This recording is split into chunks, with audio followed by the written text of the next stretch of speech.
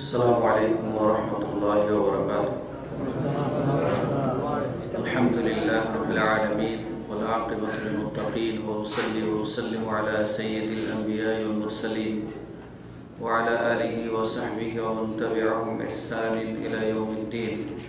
اللهم لا علم لنا إلا ما علمتنا إنك أنت العليم الحكيم. اللهم انفعنا بما علمتنا إنك على كل شيء قدير. قال المؤلف رحمه الله تعالى: وعن ابن عباس رضي الله تعالى عنهما أن رسول الله صلى الله عليه وسلم أمر رجلا أن يدع يده عند الخامسة على فيه وقال إنها موجبة. رواه أبو داود والنسائي.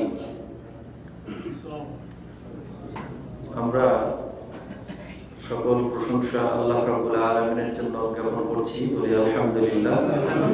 অতঃপর দরুদ ও সালাম বর্ষিত হোক নবী মুহাম্মদ সাল্লাল্লাহু আলাইহি ওয়াসাল্লামের উপর। গত সপ্তাহে আমাদের যে বিষয়ে আলোচনা চলছিল সেটি ছিল লিআন। লিআন হচ্ছে স্বামী স্ত্রীর মধ্যে পারস্পরিক ভুল বোঝাবুঝির কারণে যে কসমের সিস্টেম রয়েছে সেটিকে বলা হয় লিআন, এবং এই কারণে দুজনের মধ্যে বৈবাহিক সম্পর্ক বিচ্ছিন্ন হয়ে যায়। এই বিষয়ে আমাদের কথা চলছিল। আজকে ওই বিষয়ের সাথে সম্পৃক্ত আরো কয়েকটি হাদিস আমরা পড়ার চেষ্টা করব। ওমা তাওফীকি ইল্লা বিল্লাহ। ইবনে আব্বাস রাদিয়াল্লাহু তাআলা থেকে বর্ণিত, রাসূল সাল্লাল্লাহু আলাইহি সাল্লাম কি করলেন? আমরা রাজুলান, জনক ব্যক্তিকে এই লিআনের ক্ষেত্রে নির্দেশ করলেন এই মর্মে: আন ইয়াদা ইয়াদাহু ইনদাল খামিসাতি ফিহি। পঞ্চমবার যখন বলবে যে আমি যদি আমার দাবিতে মিথ্যাবাদী হই তাহলে আমার উপরে আল্লাহর লানত আসবে, এই কথাটি বলার সময় রাসূল সাল্লাল্লাহু আলাইহি ওয়াসাল্লাম ওই ব্যক্তিকে বললেন, তুমি যেন তোমার হাত নিজের মুখে রাখো, এটাকে আরো শক্তিশালী করার জন্য। এবং বললেন ওয়াকালা ইন্নাহা মুজিবাহ। এই কথাটি হাত দিয়ে এখানে বলার কারণে এই বিষয়টি ওয়াজিব হয়ে গেল। ইন্নাহা মানে এই বিষয়টি, নিশ্চয় এই বিষয়টি ওয়াজিব হয়ে যায় তার জন্য। কি বিষয় ওয়াজিব হয়? দুটি বিষয়। একটি হচ্ছে তিনি যে লানত কামনা করলেন নিজের জন্য, নিজেই তো কামনা করলেন যে আমি আমার দাবিতে মিথ্যাবাদী হলে আমার উপরে লানত আসবে। অর্থাৎ দুজনের মধ্যে কেউই মিথ্যাবাদী হতে চাচ্ছে না, কিন্তু একজন না একজন মিথ্যাবাদী আছে। তো যার ফলে তিনি যখন নিজের দাবিতে অটল থেকে বলতে চাচ্ছেন এবং মুখে হাত দিয়ে বলছেন, তখন নিশ্চয় এই বিষয়টি তার জন্য ওয়াজিব হয়ে যাবে। তা বলছে লানতটি তার জন্য ওয়াজিব হয়ে যাবে। সে নিজে থেকে লানত আল্লাহর কাছ থেকে কামনা করলে এটা ওয়াজিব হয়ে যাবে। আরেকটি জিনিস ওয়াজিব হবে, সেটি হচ্ছে এই কথা বলার পরে বৈবাহিক সম্পর্ক ছিন্ন হওয়াটা ওয়াজিব হয়ে যাবে। অর্থাৎ যখনই পঞ্চমবারে এই কথাটি বলা হয়ে যাবে তখনই আবশ্যিকভাবেই নিজেদের মধ্যে বৈবাহিক সম্পর্ক ছিন্ন হয়ে যাবে, এটা অবশ্যই ওয়াজিব হয়ে যাবে। এই কথাটি রাসূল সাল্লাল্লাহু আলাইহি ওয়াসাল্লাম বলেন। আগের হাদিসগুলিতে মুখে হাত দেওয়ার কথা আসেনি, কিন্তু এই হাদিসটিতে ইমাম আবু দাউদ যে হাদিসটি বর্ণনা করেছেন সে এবং নাসাই, সেই হাদিসটির মধ্যে মুখে হাত দেওয়ার কথা বলা হচ্ছে। ফিহ মানে হচ্ছে মুখ, দুই ঠোঁটের মাঝখানের যে অংশটি, এটাকে বলা হয় মুখ। আর এটা হচ্ছে ওয়াজহ। তো এইখানে হাত দিয়ে তাকে বলতে বলা হচ্ছিল। এরপরে আরেকটি হাদিস, সেটি عن سهل بن سعد رضي الله تعالى عنه في قصة المتلاعنين قال فلما فرغ من تلاعنهما قال كذبت عليها يا رسول الله إن أمسكتها فطلقها ثلاثا قبل أن يأمره رسول الله صلى الله عليه وسلم। যখন ওই যে দুইজনের স্বামী এবং স্ত্রীতে, সাহল ইবনে সাদ রাদিয়াল্লাহু তাআলা থেকে বর্ণিত, তিনি বলেন যে দুইজন ব্যক্তি স্বামী এবং স্ত্রী লিআন করছিল পরস্পর, সেই ঘটনাটি বলা হয়ে গেছে আগে। তো ওই ঘটনার পরে ওই ব্যক্তি যখন ফালাম্মা ফারাকা, দুজনেই যখন কসম করে পৃথক হয়ে গেল, তখন ওই ব্যক্তির ধারণা ছিল যে এই শুধু ল্যানের কারণেই বিবাহ বিচ্ছেদ হবে না। এজন্য তিনি বললেন যে আমি কাযাবতু, আমি মিথ্যা বলেছি, কাযাবতু আলাইহা, তার উপর মিথ্যা বলেছি বলে সে পরপর 3 তালাক দিয়ে দিল। এখন মনে হচ্ছে যে ওইটার কারণে যেহেতু আমার তালাক হচ্ছে না, অতএব তালাক দিয়ে দিলে তো তালাক হয়ে যাবে। এখন বিবাহ বিচ্ছেদ বিচ্ছিন্ন হয়ে গেল। ফাতাল্লাকাহা সালাসান ক্বাবলা আন ইয়া'মুরাহু নবী সাল্লাল্লাহু আলাইহি ওয়াসাল্লাম, রাসূল সাল্লাল্লাহু আলাইহি ওয়াসাল্লাম তাকে তালাক দিতে বলার নির্দেশ দেওয়ার আগেই সে 3 তালাক দিয়ে ফেলল। এই হাদিসটি দিয়ে আমাদের দেশে যে 1 তালাক 3 তালাক দিলে 1 তালাক গণ্য হবে না, বরং 3 তালাক দিলে 3 তালাকই গণ্য হবে, তারা এটা দিয়ে বলছেন। কিন্তু এখানে তার সাথে বৈবাহিক সম্পর্ক ছিন্ন হয়েছে অবশ্যই, কিন্তু কি কারণে হয়েছে? এই 3 তালাক দেওয়ার কারণে নাকি ল্যানের কারণে? যেহেতু তালাকটি দিয়েছে পরে, কিন্তু তার আগেই একাধিক হাদিস দ্বারা প্রমাণিত হচ্ছে যে ল্যান করলে বিবাহ বিচ্ছেদ হয়ে যাবে, সুতরাং এখানে আর তালাকের প্রয়োজন নাই। ওই বেচারির এই বিষয়টি জানা ছিল না যে তালাক দেওয়া যে লাগবে না, ল্যান করলেই তালাক হয়ে যাবে, বিচ্ছিন্ন হয়ে যাবে, এই বিষয়টি তার জানা ছিল না, যার ফলে সে আবারও 3 তালাক দিয়েছে। কিন্তু এই 3 তালাকের কারণে বিচ্ছেদ হয়নি, বরং তার আগেই ল্যানের কারণে বিচ্ছেদ হয়ে গেছে। সুতরাং ওই দলিলটা একই মজলিসে 3 তালাক দিলে 3 তালাক হবে, এটিও যুক্তিযুক্ত নয় এই হাদিসটি। আরেকটি হাদিস আব্দুল্লাহ ইবনে আব্বাস রাদিয়াল্লাহু তাআলা আনহু থেকে বর্ণিত, আন্না রাজুলান জাআ ইলা নবী সাল্লাল্লাহু আলাইহি ওয়াসাল্লাম ফাকালা ইন্না ইমরাআতি লা তারুদ্দু ইয়াদা লামিসিন ক্বালা গাররিবহা ক্বালা আখাফু আন তাতবা'হা নাফসি ক্বালা ফাস্তামতি' বিহা, রাওয়াহু আবু দাউদ ওয়া তিরমিজি ওয়াল বাজ্জার।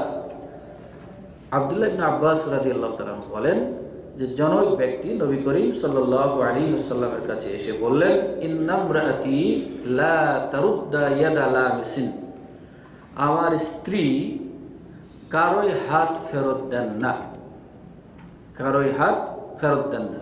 লা তারুদ্দু মানে ফেরত দেন না, ইয়াদা মানে হাত, লামিসিন মানে যে তাকে স্পর্শ করে এরকম কারো হাত তিনি ফেরত দেন না। এখন স্পর্শ করা থেকে উনি উদ্দেশ্য নিয়েছেন যে যেই তাকে জেনার প্রলোভন দেয় তার সাথে সে জেনায় লিপ্ত হয়, এই উদ্দেশ্যে তিনি এই কথাটি বলেছেন। তখন রাসূল সাল্লাল্লাহু আলাইহি ওয়াসাল্লাম বললেন, গাররিবহা, তুমি তাকে পৃথক করে দাও। এরপরে ওই ব্যক্তি বলছে, আখাফু আন তাতবা'হা নাফসি, আল্লাহ রাসূল, যদি আমি পৃথক করে দিই, দূরে সরে যাই, কিন্তু আমি ভয় পাচ্ছি যে আমার নফসটা মনে হয় তাকে আবার অনুসরণ করবে, অর্থাৎ তাকে পেতে চাইবো, আমি তাকে ছেড়ে থাকতে পারবো না, এটাও আবার বলছে। তখন বললেন, ক্বালা ফাস্তামতি' বিহা, যদি এরকমই হয়ে থাকে তাহলে তাকে ছাড়ার কি দরকার, দূরে রাখার কি দরকার, তুমি তার কাছ থেকে স্বাভাবিক যে ফায়দা গ্রহণ করছো সেটা নিতে থাকো। রাওয়াহু আবু দাউদ ওয়া তিরমিজি ওয়াল বাজ্জার। এই হাদিসটি যে বললেন লা তারুদ্দু ইয়াদা লামিসিন, এই অর্থ কি? দুইটা অর্থ করেছেন। একটি অর্থ হচ্ছে কোনো ব্যক্তি যদি তাকে প্রলোভন দেখায়, বারবার লোভ দেখায় কোনোভাবে অবৈধ মিলনে লিপ্ত হওয়ার জন্য, তাহলে সে তাকে আর ফেরত দেয় না, অর্থাৎ জেনায় লিপ্ত হয়, একটা অর্থ। আর একটা অর্থ করা হচ্ছে যে মুবাজ্জির, অর্থাৎ স্বামীর অনুমতি ছাড়াই সে বেশি বেশি খরচ করে, অপব্যয় করে, কিন্তু এই অর্থটি গ্রহণযোগ্য নয়। মুবাজ্জিরের অর্থটি গ্রহণযোগ্য নয়, কেননা তাবজির যদি করে, কেউ যদি অপব্যয় করে, কোনো স্বামীর ঘরে স্ত্রী যদি অপব্যয় করে, তাহলে এর কারণে তাগরিব করা, অর্থাৎ পৃথক করে দেওয়া। পৃথক করে দেওয়ার অর্থ হচ্ছে এখানে তালাক দেওয়ার। তো পৃথক করে দেওয়ার নির্দেশ আসে না শুধু অপব্যয়ের কারণে, বেশি খরচ করবে এই জন্য তালাক দেওয়ার কোনো নির্দেশ আসে না। কাজেই এখানে যে যারা অর্থ গ্রহণ করছেন যে অপব্যয়ী, সে অর্থটি যুক্তিযুক্ত নয়, বরং এই অর্থটি হচ্ছে এই যে কেউ জেনার প্রলোভন দিলে বা কেউ এই রকম কোনো অসৎ মনোভাব নিয়ে আসলে তাকে ফেরত দিতে, অর্থাৎ অবৈধ কাজে লিপ্ত হতো, এই অভিযোগ তার। এরপরে রাসূল সাল্লাল্লাহু আলাইহি ওয়াসাল্লাম বললেন গাররিবহা, এখানে তিনি খুব সুন্দর কৌশলেই উত্তরটা দিয়েছেন বলে আমার মনে হচ্ছে। কারণ আসলে তো তিনি তো হাকিম ছিলেন, বিজ্ঞ পণ্ডিত, উপস্থিত বাদী বিবাদীর মনোভাব বুঝতেন, বুঝেই হয়তো উত্তর দিয়েছেন। এখানে তো গার্রেভা শব্দটি বলেছেন, যদিও এর অর্থ তালাক অর্থ বোঝায়, কিন্তু গার্রেব অর্থ হচ্ছে যেমন যদি কেউ সমকামিতায় লিপ্ত হয় তাহলে যেমন বলা হচ্ছে ফালইয়াকতুল আল ফাইলা ওয়াল মাফউলা, দুজনকেই কতল করতে হবে। আর অন্য জায়গায় জেনার শাস্তির কথা যেমন বলা হচ্ছে যে তাগরিব আমিন, 1 বছর দূরে সরিয়ে রাখতে হবে। তো ওখানে তালাক দেওয়ার অর্থ নয়। তো এখানেও তালাক দেওয়ার অর্থ যদিও গ্রহণ করা হয়েছে, কিন্তু রাসূল সাল্লাল্লাহু আলাইহি সাল্লাম যদি জেনার কথাই স্পষ্ট বোঝানো হতো তাহলে তাকে এইভাবে বলতেন না। আর তাগরিবের অর্থ যদিও এখানে তালাকের অর্থ গ্রহণ করেছেন, কিন্তু ওই ব্যক্তির কথা শুনে হয়তোবা রাসূল সাল্লাল্লাহু আলাইহি সাল্লাম স্পষ্ট প্রমাণিত, ওনার কাছে হয়তো স্পষ্ট প্রমাণ হচ্ছে না যে আসলে সে কি অভিযোগ করছে, অথবা সে যে আসলেই জেনার অভিযোগ করছে কোনো দলিল প্রমাণ ছাড়াই। কেন এখানে তো দলিল প্রমাণের দরকার আছে, তা না হলে লিআনের দরকার আছে, কিন্তু সেটা কোনোটাই নাই, অথচ তাকে তাগরিব করতে বললেন। অর্থাৎ হয়তোবা তিনি অনুভব করতে পারছিলেন যে এই লোকটার কথার মধ্যে হয়তো কিছুটা থাকতে পারে, কম বেশি থাকতে পারে। যেমন জনক ব্যক্তি এসে বললেন যে আউসিনি ইয়া রাসূলুল্লাহ, ক্বালা লা তাকযাব। জনক ব্যক্তি এসে বললেন যে হে আল্লাহর রাসূল, আমাকে কিছু নসিহত করুন, উপদেশ দিন। তিনি বললেন তুমি রাগ করো না। ফারাদ্দাদা মিরারান, কয়েকবার একই কথা উনি বলছেন, আর উনিও জবাবে একই কথাই বলছেন। তার মানে উনি বুঝতে পেরেছিলেন যে প্রশ্নকারীর মনের মধ্যে একটু রাগের প্রবণতা বেশি আছে। তো হয়তোবা এখানেও এই ব্যক্তির প্রশ্ন করার ভাব থেকে হয়তো তিনি বুঝতে পেরেছিলেন এর মধ্যে কিছু হয়তো থাকতে পারে। এজন্য তিনি বললেন যে তালাক দিয়ে দিলে তো আর নিবে না। এই জন্য বলছে ঠিক আছে, তাকে তুমি দূরে রাখো। যদিও উদ্দেশ্য তালাকের কথাই, কিন্তু দূরে রাখো শব্দটি বলেছেন। তো তখন তিনি বলছেন যে না, আমি দূরে রেখেও তো থাকতে পারবো না, আমি তো তার প্রতি মহব্বত বেশি, আমার অন্তরটা হয়তো তার প্রতি আবার ঝুঁকে যাবে। তখন বলছে তাহলে যদি এত মহব্বতই থেকে থাকে তাহলে এই প্রশ্ন তুলছো কেন? কি করো, ফাস্তামতি বিহা, তাকে নিয়ে স্বাভাবিক জীবনযাপন শুরু করো, ফায়দা নিতে থাকো। অন্য বর্ণনায় এসেছে, নাসাই অন্য একটি বর্ণনায়, ওয়াখরাজাহু নাসাই মিন ওয়াজহিন আখার আন ইবনে আব্বাস রাদিয়াল্লাহু তাআলা আনহুমা বিলফজ ক্বালা তাল্লিকহা। ওখানে গাররিবহা বললেন, আর এখানে নাসাই বর্ণনায় এসেছে তুমি তাকে তালাক দাও।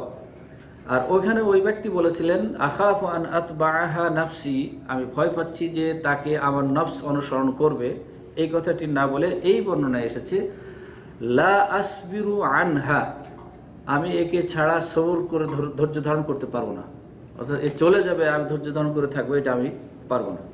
তখন তিনি বলেছিলেন, ওখানে বলেছিলেন যে ফাস্তামতি বিহা, আর এই বর্ণনায় বলছেন ফাআমসিকহা, অতএব তুমি তাকে ধরে রাখো, ছেড়ে দিও না।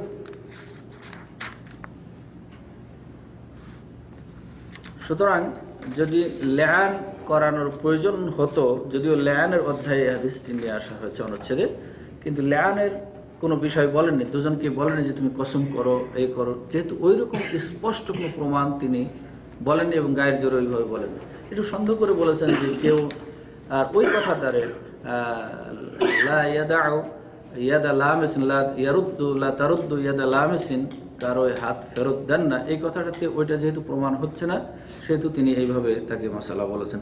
এবং এটা তাকে কোনো ধমকও দেননি, শাসনও করেননি, বরং ভালোভাবেই বলে দিয়েছেন। আরেকটি হাদিস, লিআনের ফলে অথবা যে সমস্ত কারণে লিআন করে এবং এর কারণে যে সমস্ত সামাজিক অশান্তি সৃষ্টি হয়, সেই সমস্ত অশান্তি দূর করার জন্য একটি মূলনীতি বলে আমার মনে হচ্ছে এই হাদিসটি।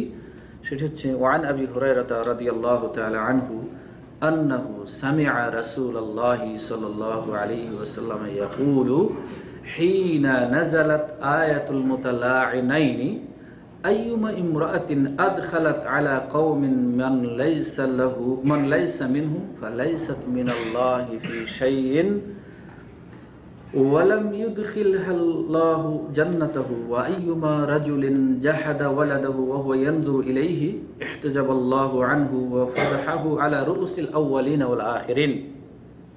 বড় কঠিন একটি হাদিস। এই শিক্ষণীয় বিষয়ের মধ্যে আমি মনে করছি আবু হুরায়রা রাদিয়াল্লাহু তাআলা আনহু বলেন যে তিনি বলছেন যে আমি রাসূল সাল্লাল্লাহু আলাইহি ওয়াসাল্লামকে বলতে শুনেছি, যখন এই লেআনের আয়াত নাজিল হলো সূরা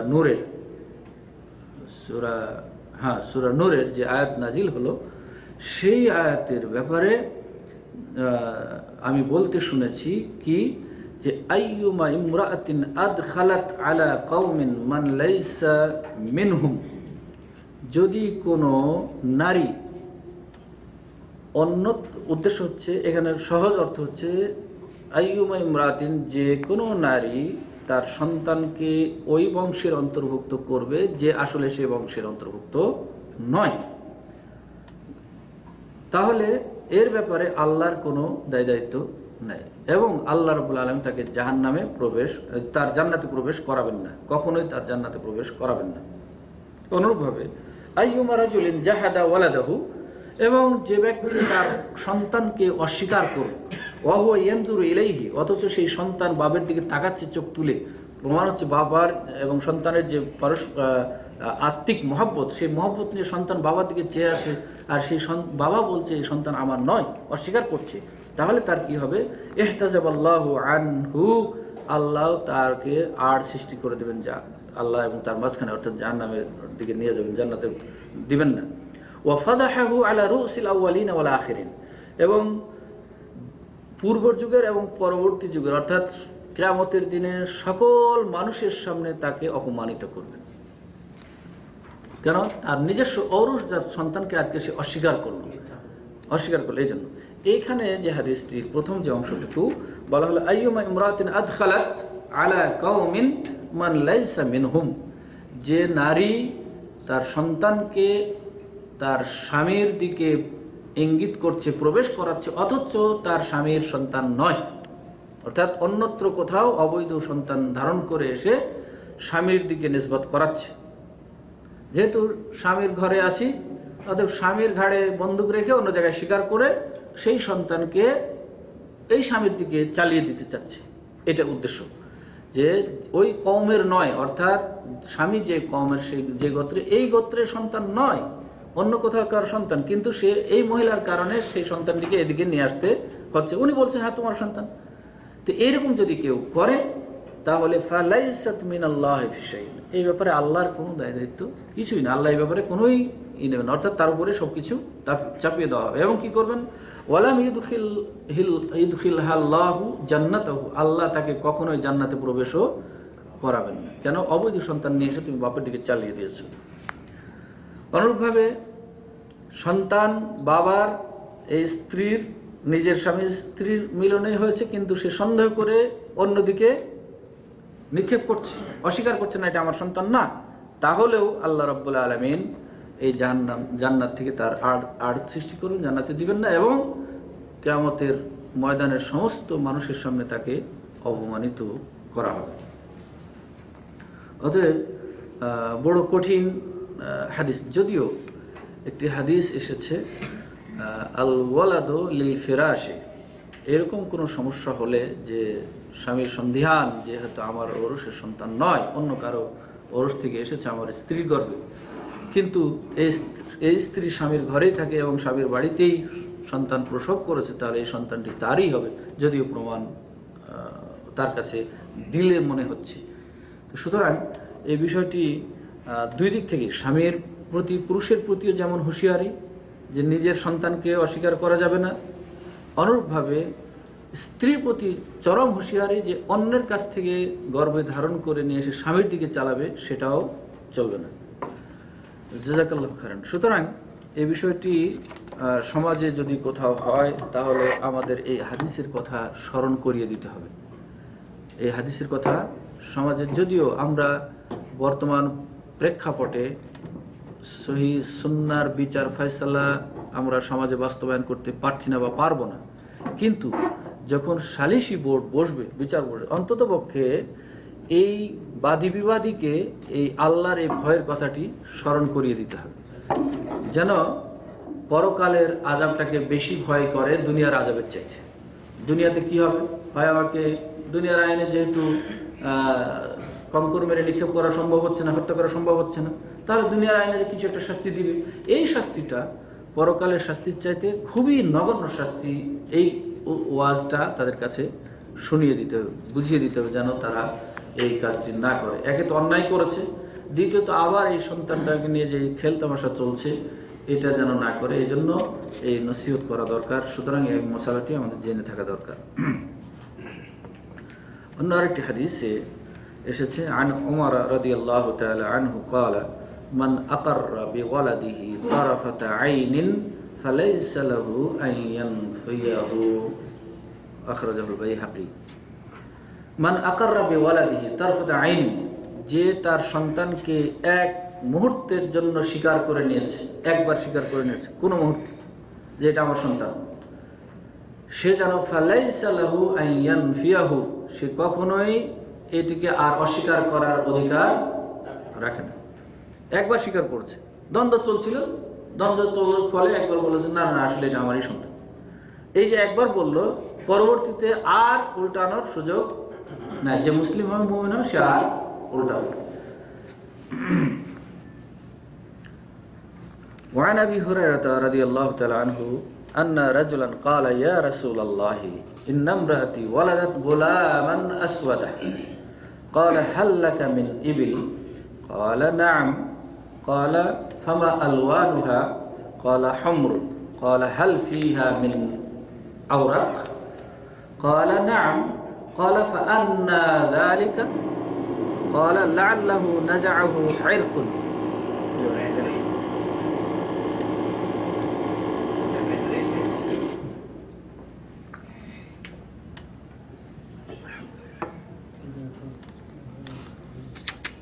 قال فلعل ابنك هذا نزعه عرق. متفق عليه. وفي رواية لمسلم وهو يعرض بأن ينفيه وقال في آخره ولم يرخص له في الانتفاع منه. আবু হুরায়রা রাদিয়াল্লাহু তাআলা আনহু থেকে বর্ণিত, জনৈক ব্যক্তি রাসূল সাল্লাল্লাহু আলাইহি ওয়াসাল্লামের কাছে এসে অভিযোগ করলেন তার স্ত্রীর ব্যাপারে সন্দিহান হয়ে। তার যে সন্তান প্রসব করেছে সেই সন্তানের চেহারা তার চেহারার সাথে এবং তার রঙের সাথে কোনোভাবে মিলছে না, যার ফলে সে রাসূল সাল্লাল্লাহু আলাইহি ওয়াসাল্লামের কাছে এসে অভিযোগ করলেন এই মর্মে কি ইন্না ইমরাআতি ওয়ালাদাত গুলামান আসওয়াদা, আমার স্ত্রী একটা কালো সন্তান জন্ম দিয়েছে। আসওয়াদ মানে কালো। তো ফলে আমি তো ফর্সা, তো আমার সন্তানও হবে ফর্সা, এই দাবি তার। সুতরাং রাসূল সাল্লাল্লাহু আলাইহি ওয়াসাল্লাম কোনো কিছু না বলে, তাকে ধমকি দামকি কিছুই না দিয়ে একটা সুন্দর উপমা দিয়ে বুঝিয়ে দিলেন বিষয়টি। বললেন ক্বালা হাল লাকা মিন ইবিল, তোমার কি উট আছে? ক্বালা নাম, আছে। ফামা আলওয়ানুহা, সেই উটগুলির রং কি? ক্বালা হুমরুন, লাল, লালচে বর্ণের উট। ক্বালা হাল ফিহা মিন আওরাকিন, এর মধ্যে কি এই যে উটের পাল আছে তোমার, এই উটের পালের মধ্যে কি কোনটা ধূসর বর্ণের আছে অথবা কালো, কাছাকাছি কালো নয়, এরকম আছে? তো বলছে কালা নাম, আছে তো, ধূসর বর্ণের আছে, টকটকে লালও আছে। এটা হচ্ছে আমার উটের বেশিরভাগ রং লাল, কিন্তু দুই একটা যে আছে ধূসর বর্ণের সেটা স্বীকার করলো।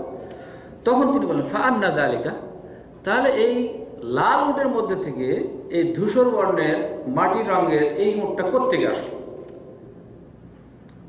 লাআল্লাহু নাযাআহু ইরকুন, বলছেন যে হয়তোবা এর পূর্বে, এর মানে আসলে হচ্ছে রগ, কিন্তু এর বলছে পূর্বে বংশীয় কোনো কারণে এসেছে, সরাসরি বাবার এটা আসেনি, যার সাথে প্রজনন নিয়েছে হয়তো তারটা থেকে আসেনি, কিন্তু পূর্বের কোনোটার রং ধারণ করেছে।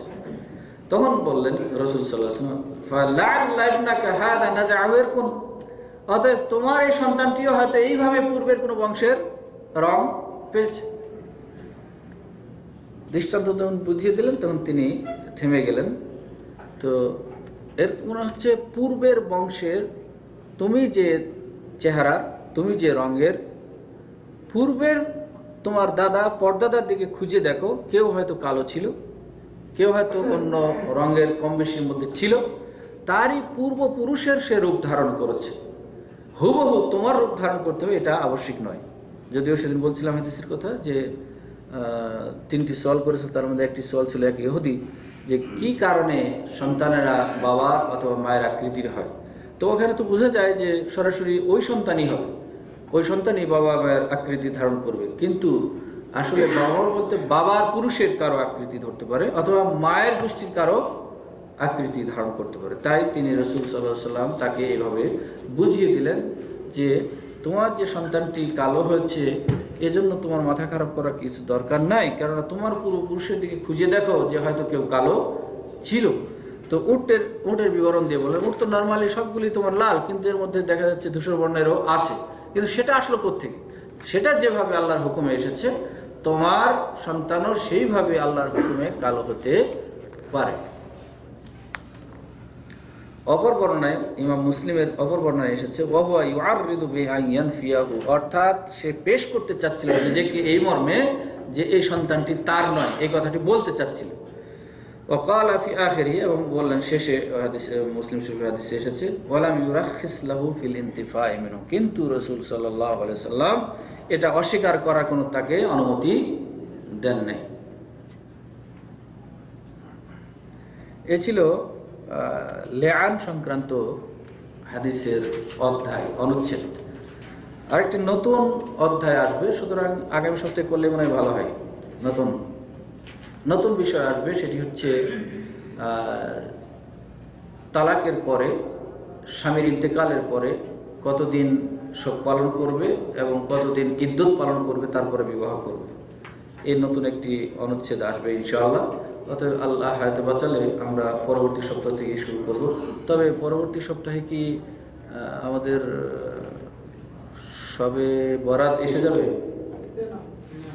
দেরি আছে একটু।